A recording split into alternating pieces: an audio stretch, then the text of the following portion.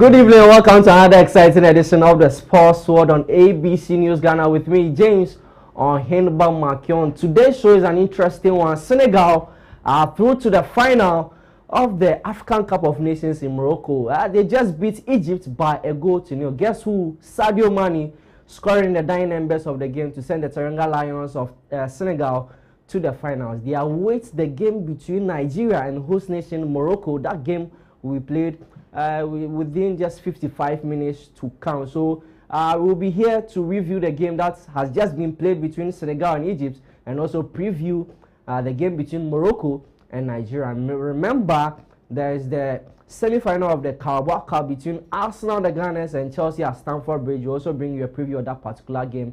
The first meeting between Arsenal and Chelsea, where Liam Rosinia is the manager or head coach of Chelsea Football Club. I'll not be doing this alone. I'll be doing this with Eugene, Ofori, Sottie. He'll be taking us the talking points. Chris Katos will join us to preview the Nigeria and Morocco game. We go for a breather. When we come back, the show continues. Stay tuned.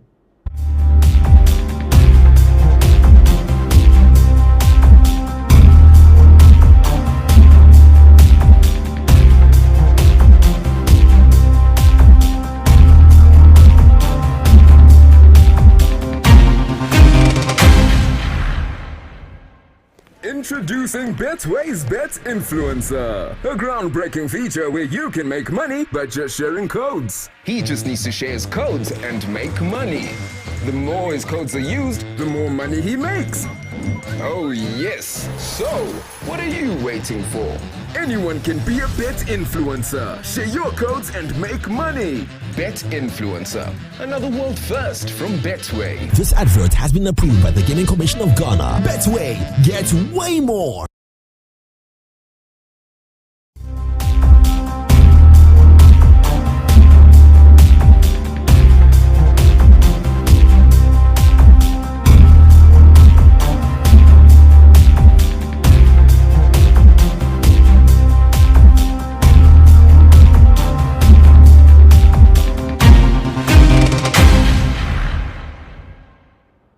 Welcome back from the break. You're still watching Sports World on ABC News Ghana. If you just tune in, you've not missed anything. We are just about to start business. I've been joined by Eugene, Ofori. So remember, the show is an interactive one, so you can send in your comments when the numbers are being displayed on your screen, and also call in when we open the phone lines. Remember, the show is powered by Betway, and you are saying that share your codes with your fans, friends, and followers. Eugene, Ofori, Sottie, how are you doing? All good. Happy. You are happy? Absolutely. Why are you happy? Happy that my first prediction has come to pass. Senegal have made it to the final, and so one Arabian nation is out. Hopefully. What have the Maghrebians done to you? They are not pulling their weight, and clearly I felt at a point that there was a grand scheme for one Maghrebian nation to win the AFCON, which is Morocco. One of them. But it looks like it's Morocco. And clearly one is down. There's another one more, yeah. And one more to go. The agenda delayed, but finally, agenda delayed. It was never denied. The first one has been delivered. Hopefully, my second agenda will be delivered to me. And we'll have a West African thrilling final between Senegal and Nigeria.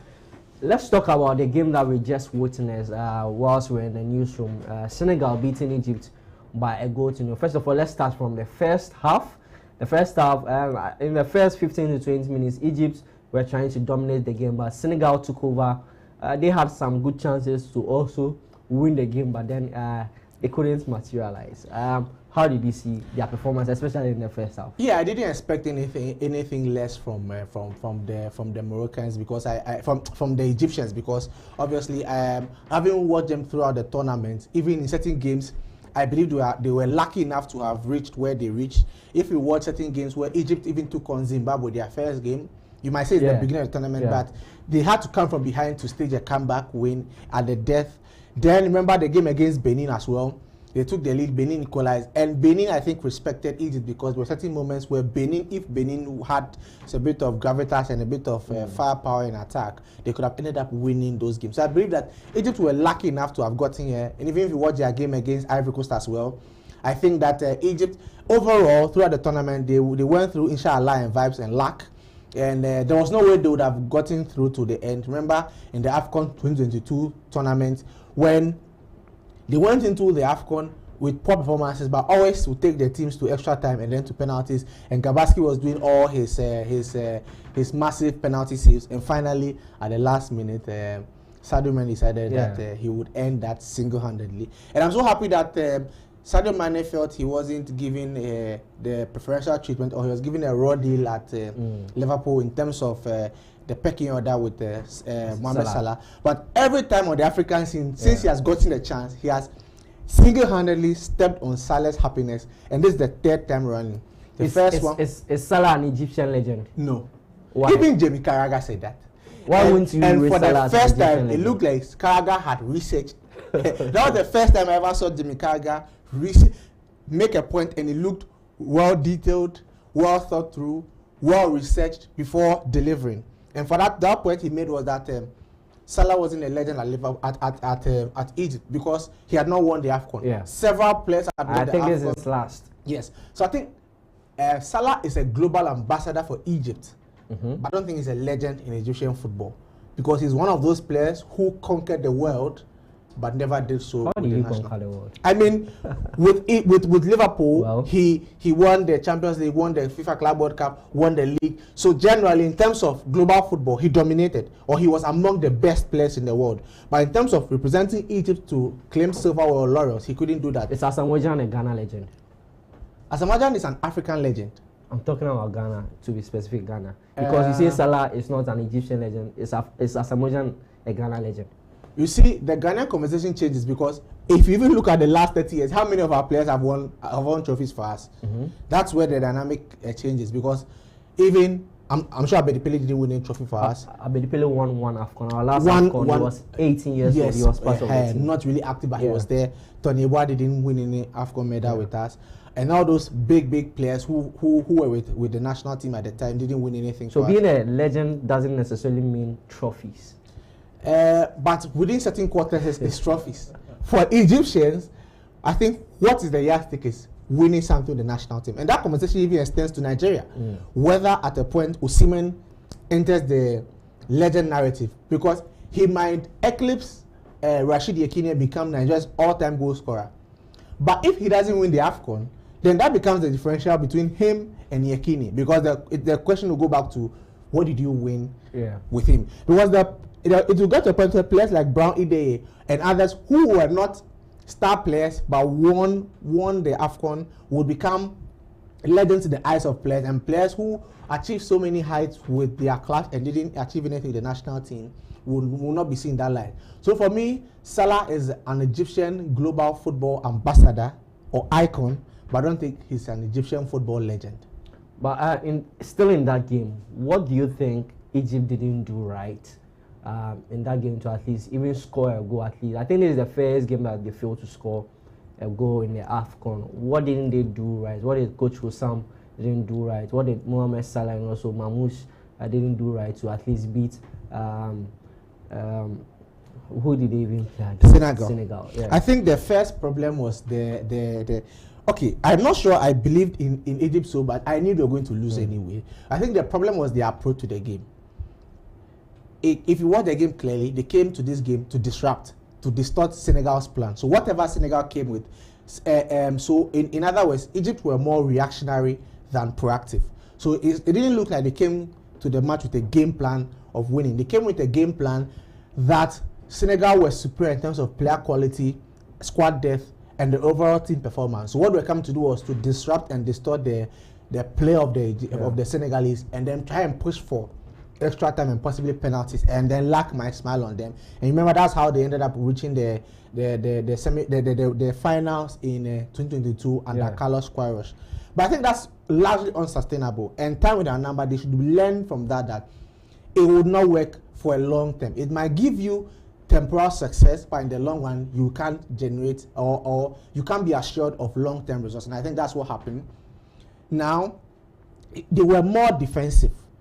And at the latter part, you realize, and this was surprised me, when Senegal scored in the 78th minute, then Egypt opened up and began to play toe-to-toe with the Senegalese. Now, then it begs the question, why didn't they, if they open up, they could have beaten the Senegalese or equalized the goal. Why didn't they do that from the beginning? And that was quite problematic for me. And largely, Hussam Hassan is not it. He has shown time without number that his tactics isn't working. He's not it. He doesn't have the tactical acumen to lead this team heading to the World Cup. And I believe that at this point, the Egyptian national team should take a decision on Hussam Hassan at this point, because Egypt, they've shown that collectively they can wreak havoc on any team who do not take their chances. But it looks like with Carlos Queiroz, he's not the guy to take them to the promised land, and I think so that they should find a replacement for Hussam Hassan before the World Cup. Otherwise, they stand a risk of possible elimination in the first round of the World Cup. So kudos to the Senegalese. They outran, outclassed, outperformed the Egyptians in all aspects of the game. I don't even remember, at the point I remember that I didn't see Mendy for like 30 minutes on the TV because the ball wasn't even going towards them, and so there wasn't anything anything for him to have done. The only problem now is that a few of their key players, for them, I mean the Senegalese are out, and I think they have a largely squad depth. And so Habib Diarra not even, when we started the AFCON, Habib Diarra wasn't even starting the games, and so if Habib Diarra is out injured or out on suspension, I think it's not a problem. Other players will step in and then they'll get the job done.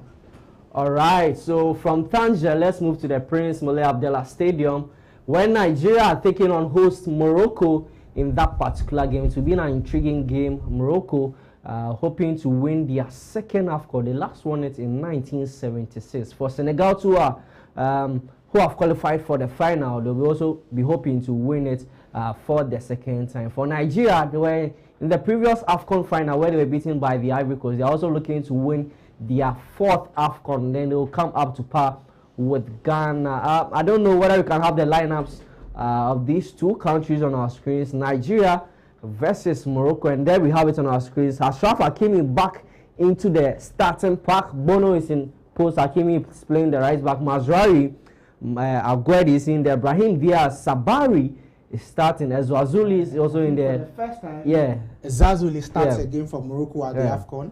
El Kanouz also starts. El Ayanoui starts, and then Massini also starts. So a very different lineup, which we have not traditionally seen from the Moroccans, and that's interesting to see how that will pan out for them.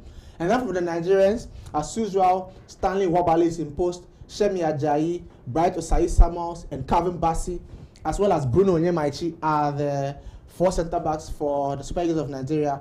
And then the only change for the Super Eagles of Nigeria is that Wilfred Ndidi, who is out because of suspension, has been replaced by Raphael Onyedika, who is from Club Brugge. We are hearing that he's even generating interest in Galatasaray in the Turkish Super League. And so that midfield will have Alexander Iwobi, Frank Onyeka, and then Raphael Onyedika. So there's Onyeka and there's Onyedika. Interesting. And then up top, the usual suspects, Victor Osimhen, and then as well as Ademola Lookman, and then Akko Adams of Sevilla. So usually the 4-3-3. The only change is the suspended Wilfred Ndidi being replaced by Raphael Onyedika. And so the captain shifts from the suspended Wilfred Ndidi to now Nigeria's leading marksman, Victor Osimhen.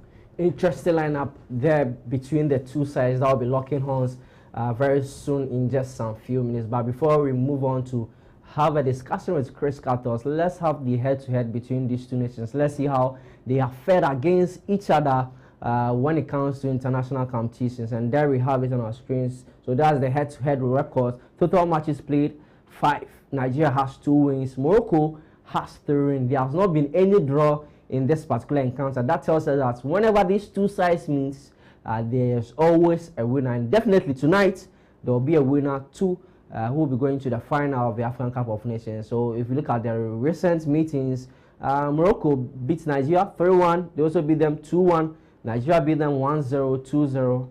And Morocco also beat them by a goal, So that is just there. You have it on our screen. Whether if we can move on to more other interesting graphics so that our audience can relate more to this particular one. Sottie, I don't know whether you take us through this one. So this is the head-to-head in terms of AFCON meetings. So the times that both teams have met specifically are the AFCON, and the first one was in 1969 when Morocco beat Nigeria by 2-1, and then as well in the same 1969 Nigeria ended up winning by 2-0, and then later in 1976 Morocco beat Nigeria by 3-1, and then as well in the same 1936 Nigeria beat Morocco by 2-1.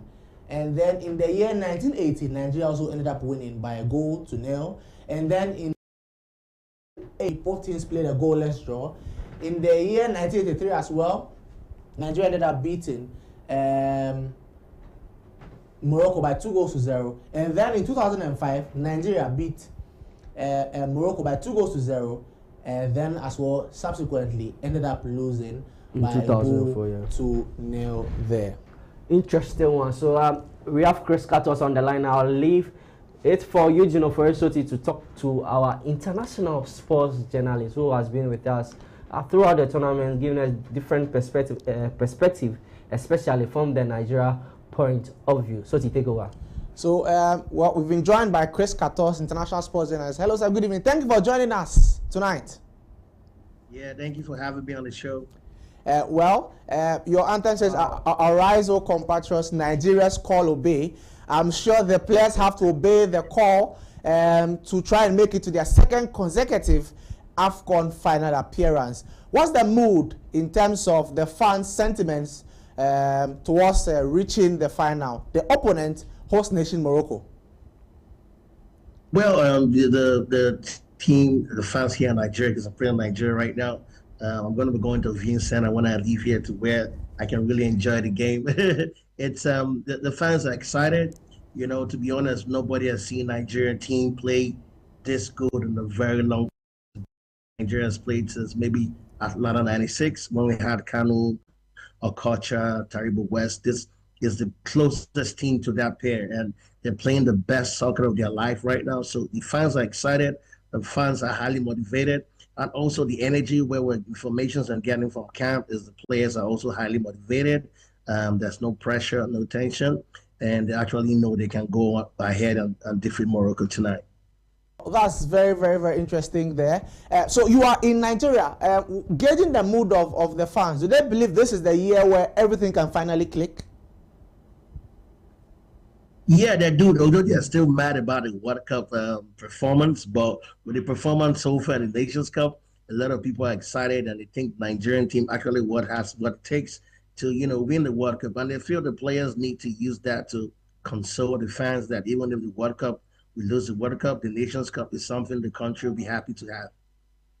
Well, let's look at tactics-wise. As for the Nigerians, usually there's only one change because of suspension of skipper Wilfred Ndidi. He's been replaced by Rafael Onyedeka, who himself scored 2 goals in one of the games, so he's also in a good run of form so far. But for the Moroccans, where a lot of changes are happening, and so Masina is now a partner with Aged, and then we see Hakimi also in place. But markedly, the Moroccans have now shifted from their 4-2-3-1 to now a 4-1-4-1 formation. Let's look at a few of the matchups we are expecting. We are expecting Akko Adams against Ashraf Hakimi. We are expecting Victor Osimhen against Naif Aged. In this 1v1 situations, how do you expect it to go? Well, one-on-one, no doubt. Hakimi is highly technical as a technical player. You see his performance with PSG all through the years in Europe, where they won the Champions League. He's also the African and CAF Player of the Year as well. Won the award this last year, 2025. So the Moroccan team are playing very good football. We saw what they did in the last World Cup. They came out fourth. So the team is not a pushover.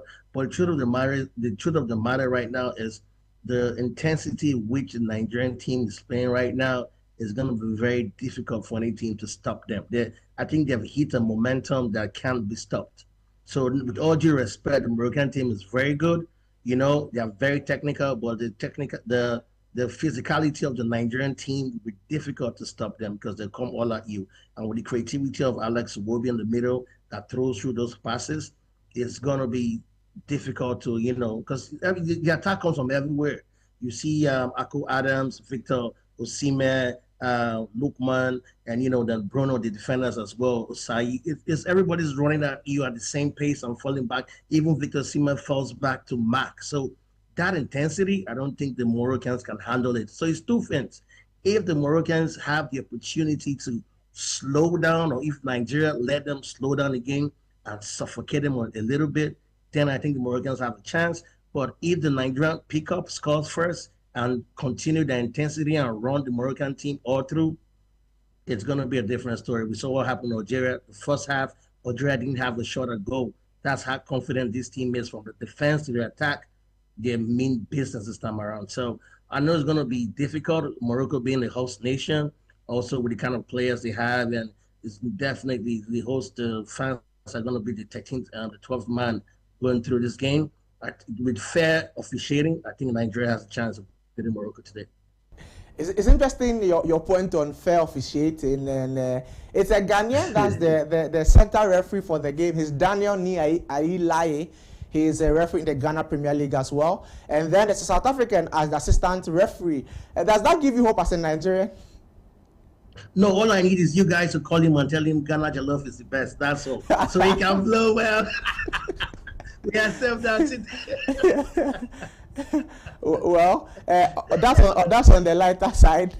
It's good we are both seeing the lighter side of that. But let's go to the midfield battle. You spoke about the creativity of Alexi Iwobi. We know about the bullish and physicality of Frank Onyeka. He's largely gone under the radar in terms of praise, but he's been doing his work efficiently. But the new entrant there is Raphael Onyedika, who is with Club Brugge in the Belgian Pro League. We are hearing his cutting interest from some clubs in the Turkish Super League, especially Victor Osimhen's Galatasaray. But this is first start in the AFCON for the Super Eagles. Does that alter the dynamic a little bit? Does that put the Super Eagles under pressure? Particularly because the Moroccans are playing in a 4-1-4-1 formation, so they might have a lot of numbers in terms of the midfield battle. How do you think that will play out? Well, Rafael is coming in with so much confidence. He scored 2 goals already in this AFCON, coming from the bench. So I don't think him starting is a problem.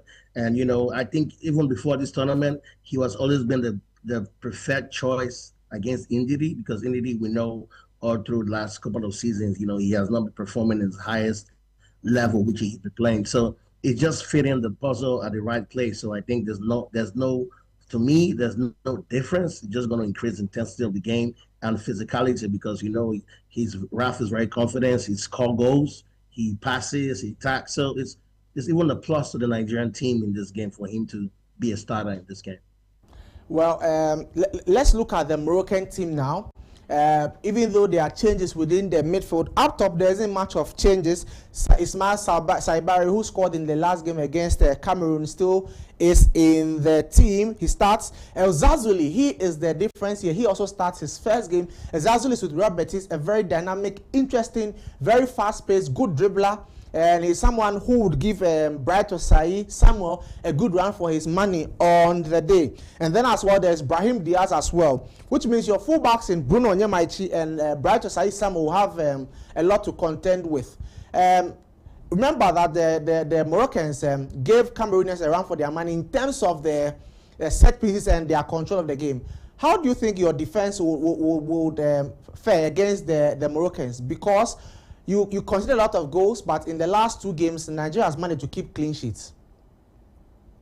So it just shows that the team are getting to understand themselves. The team has clicked finally. The last 2 games that they didn't concede goals, they played against good oppositions, but the defense was able to tighten those mistakes, and that's why they didn't concede goals. So going to this is like a final before a final. That the players know the importance of playing Morocco, being a host nation, and being the best team in Africa right now to speak. That's the truth. On paper, Morocco is the best team in Africa. Nigeria is still basking on past glory, but this is the real deal right now. So I know they're going to not focus and face this game the way it should, with all seriousness, all intensity, because you can tell these boys are hungry. That's the beautiful thing about this team. They genuinely want to win. There's this hunger in them that wants to win. So it's definitely going to be a fight, but I think the Nigerian team has the advantage to go through. Well, this is Nigeria's second consecutive semi-final appearance. But the last time that Nigeria faced a host nation, they lost by 2-1, even though they took the lead. What do you make of your team's chances? Can you give me predictions for this game? Yeah, I think Nigeria's going to win 3-1. Oh, well, that's a very emphatic trust you have in your team. Yeah, I do, because of the firepower of the team. See, the Nigerian team is dynamic right now because the goals come from anywhere. Osimhen, no doubt, is the main man, but if Osimhen fails to score, Lukman comes in, Ako Adam comes in, Rafael comes in, Ajayi comes in. Anybody can score on this team. That's what makes the Nigerian team a very dangerous team to want to play against, because the goals, you can't stop the goals to one man. You can't hold him down. Like if I lock Osimhen, for example, Nigeria is done. If I hold Lukman, Nigeria is done. Once you hold or try to get distracted by someone, the goal is coming from another direction. That's what makes Nigerian team very, very difficult to play against, and that's why they have the edge right now against the Moroccan team. Well, before we let you go, you've given us a prediction of 3-1. Can you give us possible goal scorers you believe? That would be difficult. Lukman, I think Iwobi will score today, funny enough. I just have a feeling he's going to score. So Lukman, Iwobi, and maybe Victor Osimhen. Interesting sure. there. It's just about 30 minutes to the start of the game, so we'd love to leave you here so you could hurry up and catch up with the euphoria in town, and then possibly we'll get back to you a few days time. Possibly by that time, Nigeria would have made it to their second consecutive AFCON final appearance. All the best to you. Well, yeah. Thank you. Don't forget, call the ref. Nigeria Jollof, Ghana Jollof is the best. You need to know so you can play well. Sure. Thank you very much, Chris. That's Chris Katos. He's an international sports journalist. He's currently based in Nigeria at the moment, and he's basking the euphoria as his country seeks to make it to their second consecutive AFCON final appearance, and hopefully they do that, and then they'll be beating the Teranga Lions of Senegal in that final on Sunday. Remember that this program is Sports World. This is the talking point on Sports World. This program is proudly sponsored by Betway More. They've come up with a program called the Betway Influencer Program, where all you need to do is to bet, and then you share your code with your friends, your fans, your followers, and if they win or they lose, you get 4% of that wager. This is Talking Point. This is on Sports World. We'll be right back after this break.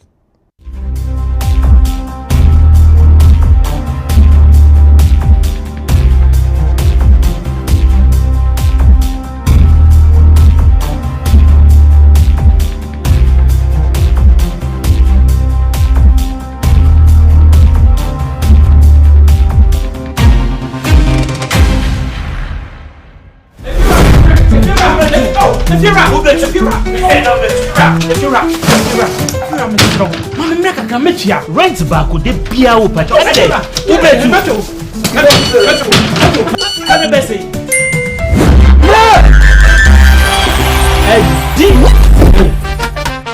Come on, come see what?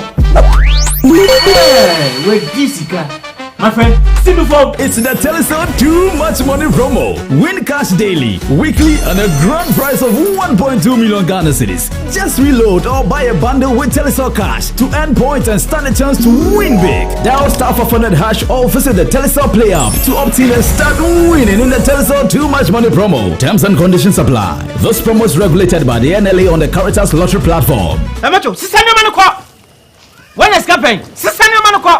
If you're a baby, many schedule no. If you know, meto chiaka. Inti ene, uno ba no mpe baby amobeda. Oh no abeka. You did too much money. No matter. Telecel, connecting energies. Introducing Betway's Bet Influencer, a groundbreaking feature where you can make money by just sharing codes. He just needs to share his codes and make money. The more his codes are used, the more money he makes.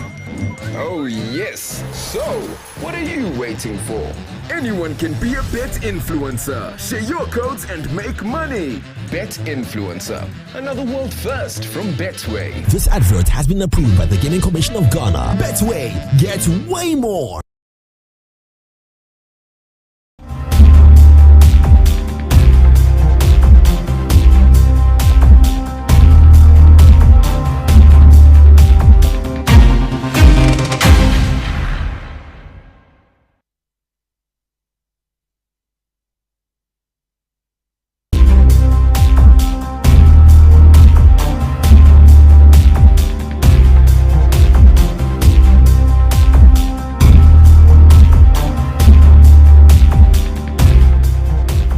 Welcome back from the break. You're still watching Sports World on ABC News Ghana with me, James Ohenba McKeown. Just gone by, Eugene Ofori Sottie had a great conversation with Chris Cartos, who is a Nigerian international sports journalist. They had a discussion around the upcoming game between Nigeria and Morocco in the Prince Moulay Abdallah Stadium. Remember, Senegal have already qualified to the final of the AFCON, which will be played on Sunday. So they are just awaiting that game between Morocco and also Nigeria. I'm sure Coach Papetia will be learning or be picking up some nuggets from that particular game that is upcoming. But before we move on to other matters, we still want to dwell on the Nigeria-Morocco game. Let me pick some perspective from Eugene Ofori, who just spoke to Chris Cartos. Before you spoke to Cartos, we saw the head-to-head between these two nations in the AFCON and also the general head-to-head. Looks like Cameroon.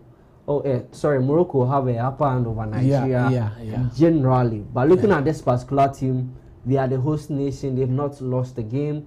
Brahim Diaz is on fire. A lot of the players can bring up their individual brilliance and also just use that to go on to win the game. We've seen a Nigerian side who I think have played apart from Senegal, have played the best of football so far. They've scored the most goals as well. Exactly, in the tournament so far. Who do you rate more ahead of this particular? I know you go for Nigeria, but let me ask you again. Based on the head-to-head and everything that we've seen, because Morocco will have the 12 man on the field, talking about the fans, they are the host nation. They would like to be in the final, just like how Cote d'Ivoire did it in the last edition and went on to win that particular tournament. Honestly, I think that I still value the Nigerians, and I think that they have what it takes to win it, because I think they've impressed throughout the competition, and they have seemed to grow in leaps and bounds. The performances started off in a very slow. They started very slowly, but once they picked up, they've never looked back. And remember, before they came here, they met the Algerian team, and the Algerian team also had not considered a goal at the AFCON. They were defensively solid. Algerians were creating so many chances. There were certain games where Algeria had created almost 20 chances, and they were rather missing the chances. And then they met the Super Eagles of Nigeria, and no single chance, no shot on target. And that alone should tell you how balanced and resolute this team is. And I think that there are too many. This Nigerian team has been very consistent. Very few players have not been in the team in the last 3 or 4 years. But largely, this Moroccan team is fresh. Brahim Diaz is relatively new in the team, even though he has got the team up and running.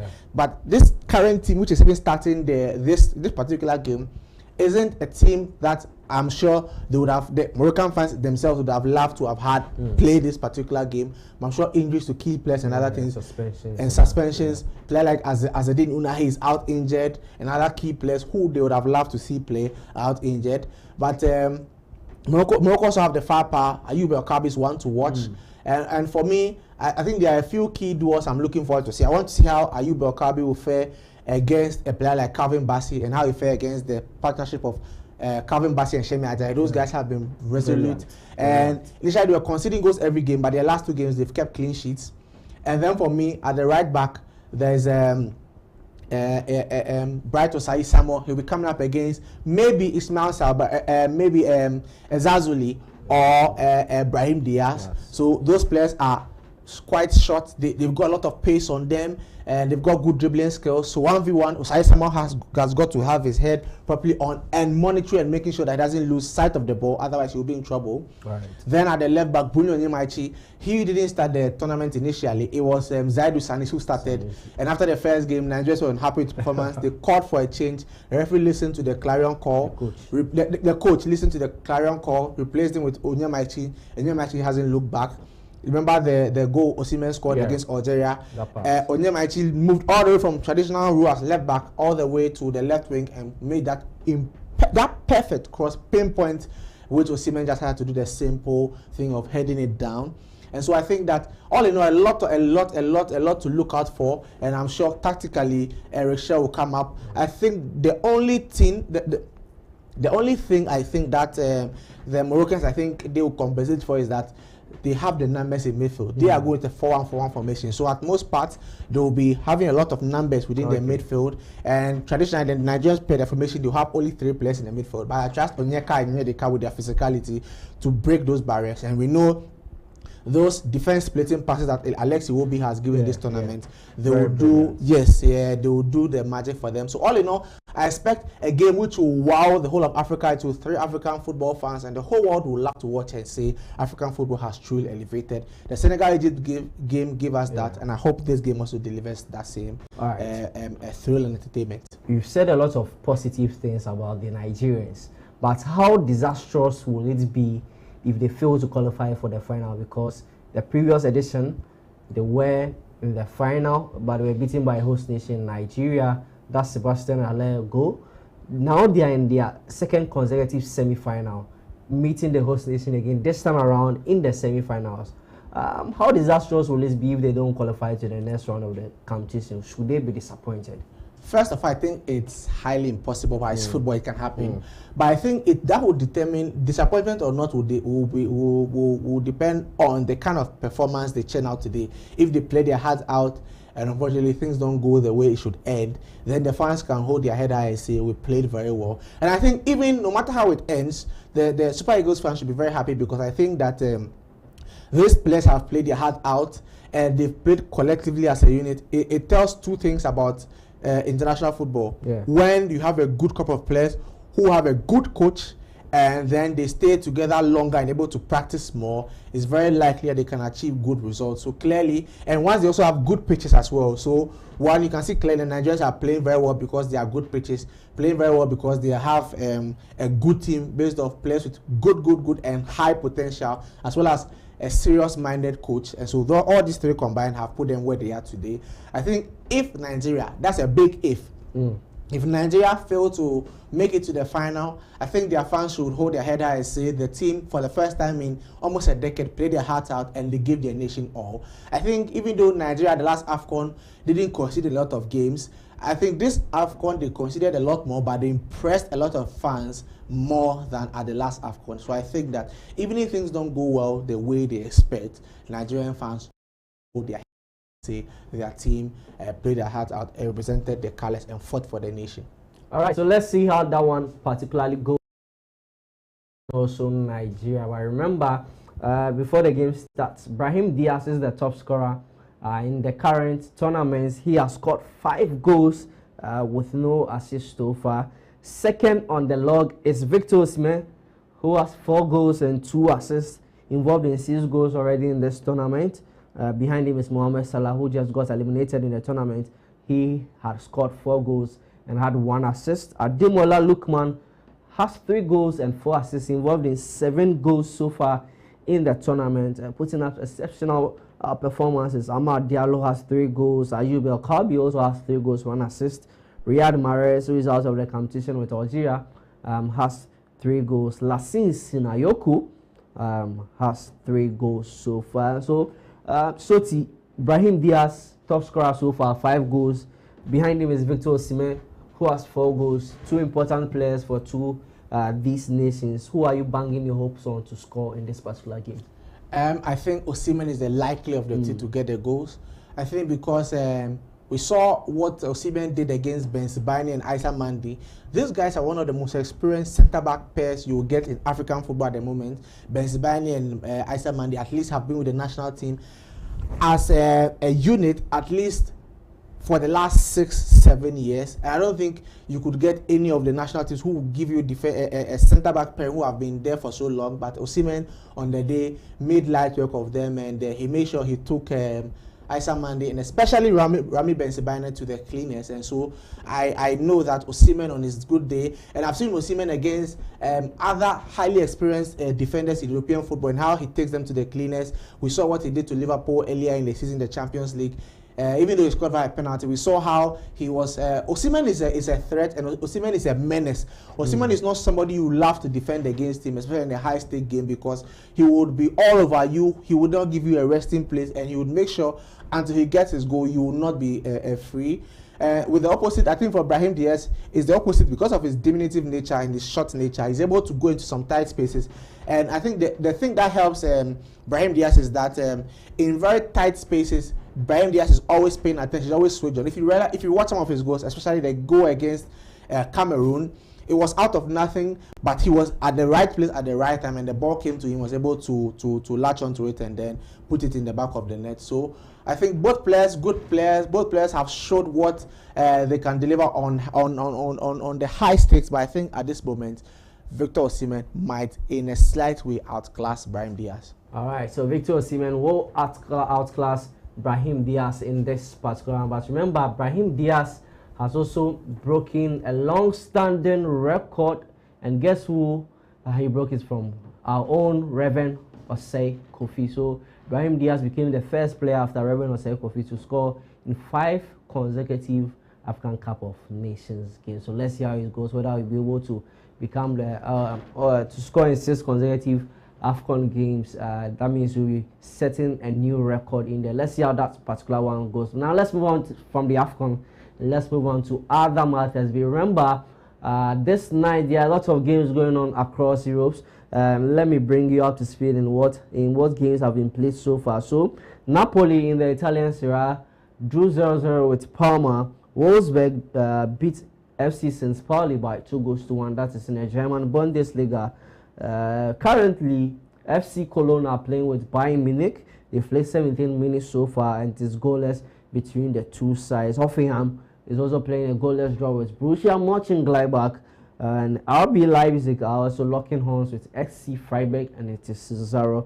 If you go to the Italian Serie A, they just 2 minutes into the game, Inter Milan are playing against Lecce, and it's still 0-0. And to the Copa del Rey, Alaves will play against Rayo Vallecano, Real Betis will play against Elche, Real Madrid, Alvaro Arbeloa will be playing his first game against Albacete in the Copa del Rey. Let's see how he will fare in his first game in there. So those are the games. But one great important game that is coming up tonight in the Carabao Cup is the game between Chelsea Football Club and Arsenal Football Club, the Gunners. The game is taking place at the Stamford Bridge. It's a big game, a semi-final. Who qualifies to the final? But remember, this game is a 2-legged encounter. Yesterday, City beat Newcastle by 2-0. Antoine Semenyo scoring in that particular game. Also, Ryan Cherki adding another one in the 90th minute. That's the first leg. Let's see what happens in the second leg. And today, too, Chelsea are hosting Arsenal at the Stamford Bridge. Let's have a look at the lineups on our screen. So let's see how the two managers are lining up for this particular game. There we have it on our screen. Let's start from the hosts. Sanchez is imposed. Jose Champon is in the lineup. Chaloba, Fofana, Kukurea, Enzo Fernandez will be leading the team as the captain, together with Andres Santos in the midfield. Estivao, Jacques Pedro, Ned, and Mark Gui will be playing. There's no Cole Palmer in the starting lineup. Moving on to the Gunners, Kepa Arrizabalaga is in the post facing his former team. Let's see how it fares. Ben White is playing as right back. Saliba and Gabriel are playing the centre back position. Juren Timber is playing at the left back position, replacing the injured Piero Hincapié. Then in midfield we have Declan Rice, Zubimendi, Odegaard in there. Then up front, 3 men there: Saka at the right wings, Trossard at the left wings, and Victor Gyökeres playing between these two players. Sottie, let's start off from the Chelsea lineup. Are you impressed, or are you happy with the lineup that Liam Rossini has set up in his first game, at least against Arsenal? I think this is a decent lineup, and there are just a few omissions. No Kopama in the squad list; he's not even there. No Moises Caicedo in the squad list as well. So I think those are the two players. The surprising thing for me is that Maggie starts even at a time where there are other strikers there. But I think even on the bench, strangely, we don't have any other striker on the bench. No Delap as well. So it means that Guiu plays. But Guiu has his aggressiveness, and so we'll take that from him. Garnacho was on the bench. I thought this was a game where Buonanotte could also see some minutes because he's not playing the Premier League. So this was a game where he should have also gotten minutes. But it's interesting, the kind of approach. And you see, the challenge is that these players, over the last few months have lost confidence. A player like Pedro Neto, we know his abilities, but things are not clicking. He's running too many times, and his end product is 0. It was just against the Charlton Athletic that they were so low an opponent in terms of their quality that he had a goal. But apart from that, a lot of these key players are struggling for confidence. And so at the moment, we are not too sure of what to even expect from the team. Well, Marco Correa has returned to the team, and so we hope that we'll see a spirited performance. All in all, we don't know what to expect from this Chelsea team tonight. We just hope that they play well and then they secure a good result in this game. I think it will depend on how Arsenal also approaches the game. That will determine how nice this game will be or how the approach will be after a few minutes. Because I'm sure Liam Rosenior, in his first few games, will be very cautious to avoid defeat. Yeah. Very important in such a knockout game. His aim and focus is to avoid defeat. And from there, he will try and win a few more games. So first off, I'm sure his first few minutes is try to settle into the game and make sure he avoids defeat and try and do the audacious one of getting a few goals and then try and sit out the rest of the game. So hopefully we see an enthralling 90 minutes from both clubs. All right, so the two managers putting up or setting up their team in a great way. For us now, it is only Kepa Arrizabalaga who is not a starter when it comes to this one. Are you surprised that Kepa is in post ahead of David Raya? I think it's just about minutes. I think I'm sure there was consensus that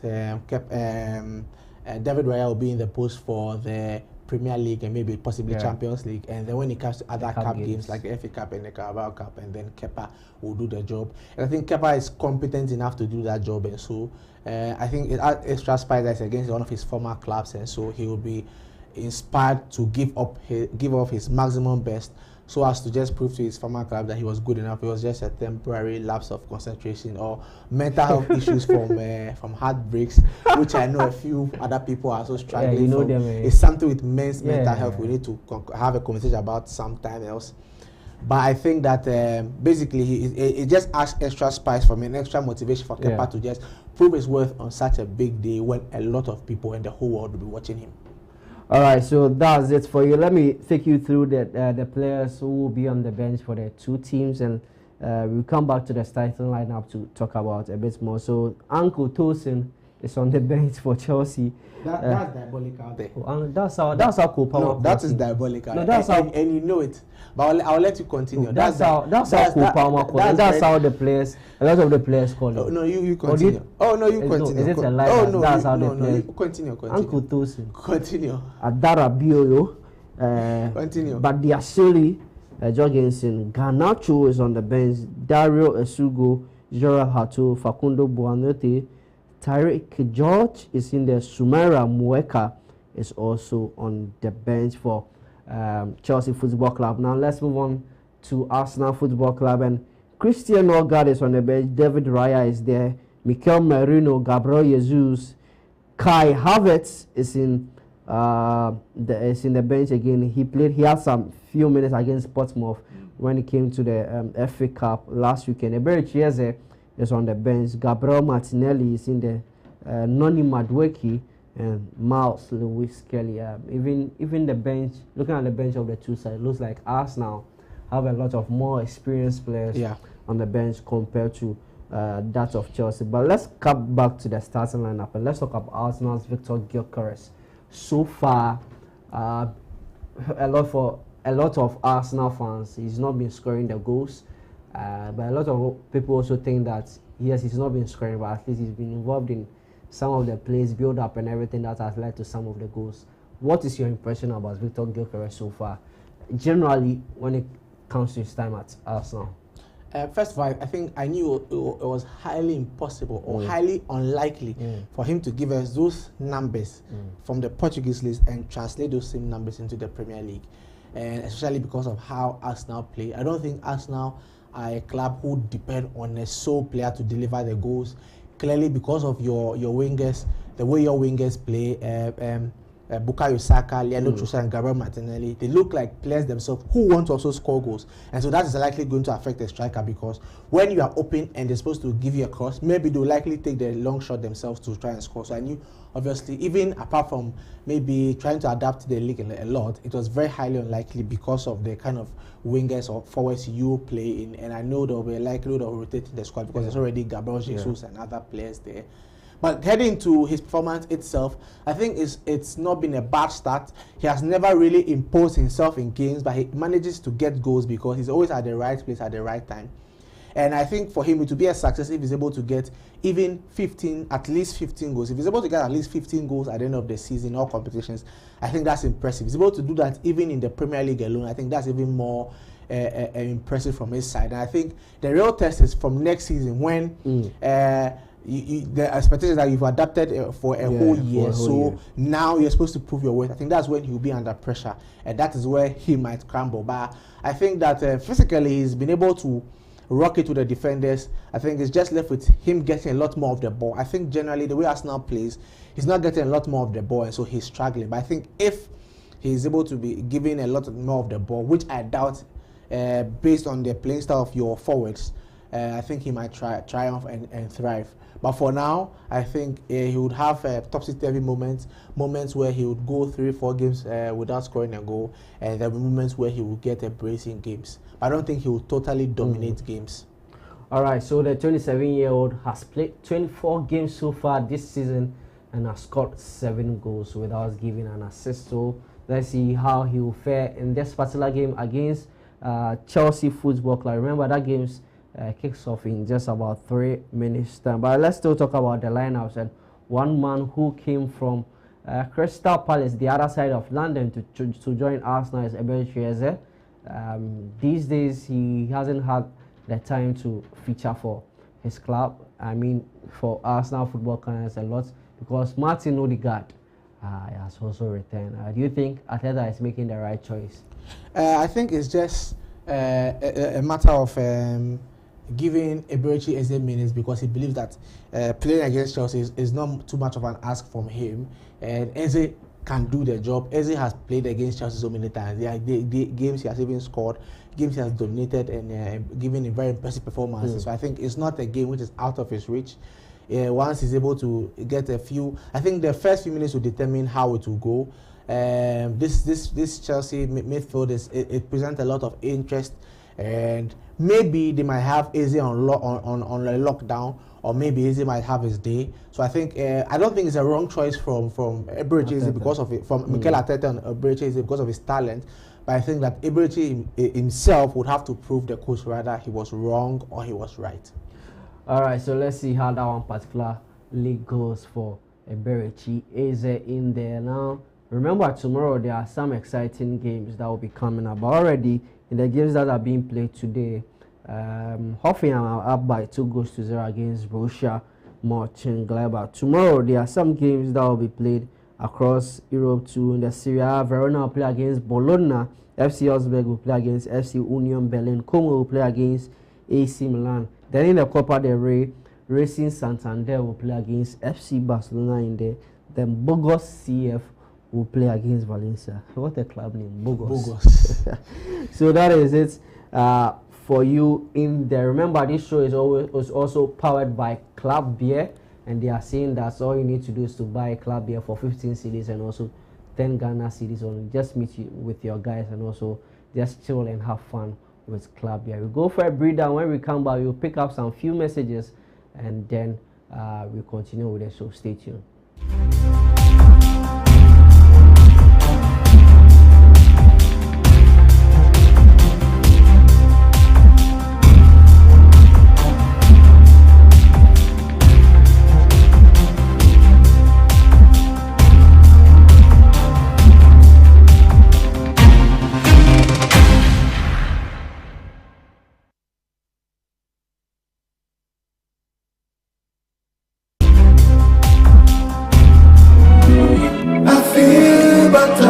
The beer you go like them.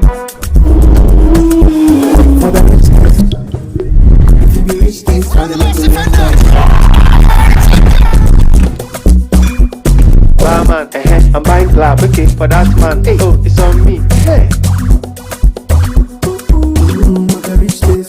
Drink responsibly, not for sale to persons below 18 years, not recommended for pregnant women. This advert is FDA approved. Introducing Betway's Bet Influencer, a groundbreaking feature where you can make money by just sharing codes. He just needs to share his codes and make money. The more his codes are used, the more money he makes. Oh yes, so what are you waiting for? Anyone can be a bet influencer. Share your codes and make money. Bet Influencer, another world first from Betway. This advert has been approved by the Gaming Commission of Ghana. Betway, get way more.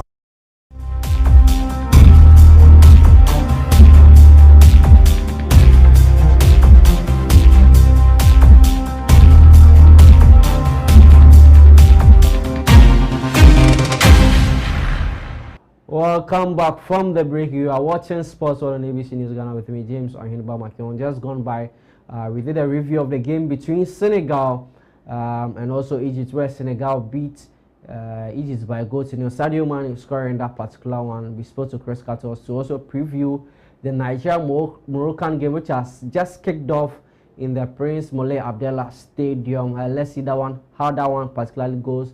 But before we close the show, I don't know whether I've received some messages, and I'd like Sottie to take us through those messages. Well, a very special shout out for, from someone I know. He usually watches me, and every time he watches me, asks a picture to it. It's brother Christian Koji.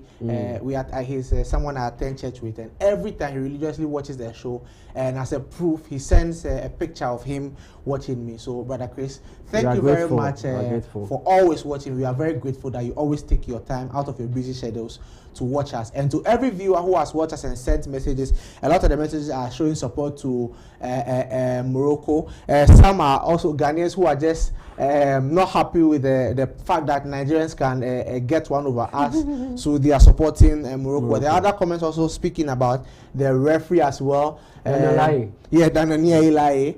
And I'm thinking about something. I'm not too sure about the safety of Ghanaians in Nigeria, especially if this, I don't know, but it's something that came to mind. Whether Ghanaians in Nigeria, especially if the referee give some decisions, I don't think it will go well. Let's see, but hopefully all things end equally. For me, I hope that the Super Eagles of Nigeria end up winning that game emphatically. I predict Nigeria winning by 2-0, and then we'll set up an all West African final with Senegal on Sunday, and then we'll have an all North African third place playoff.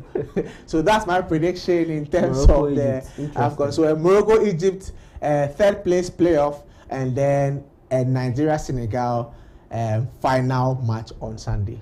All right, so the 8 p.m. games have kicked off already. Chelsea versus Arsenal have kicked off. Nigeria versus Morocco has kicked off. Real Madrid versus Albacete, Alaves, Vallecano, and Betis and Elche. And that is how we wrap up Sports World tonight on ABC News Ghana with me, James Ohenba McKeown. Remember, tomorrow morning we'll bring you all the updates of the games that are currently being played. I did this with Eugene, Ofori, Sottie, and also to the technical guys, Eric, Prince, Slaga, Sami, Romeo, Sly,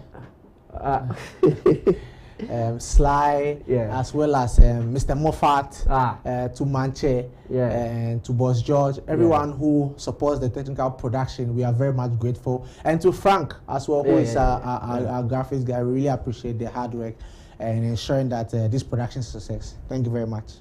All right, so have a good night, enjoy your night, and also remember, tomorrow in the morning there's ABC in the morning with Abna Manti, but before that there will be ABC headlines with Khadija Isifu. Have a good night.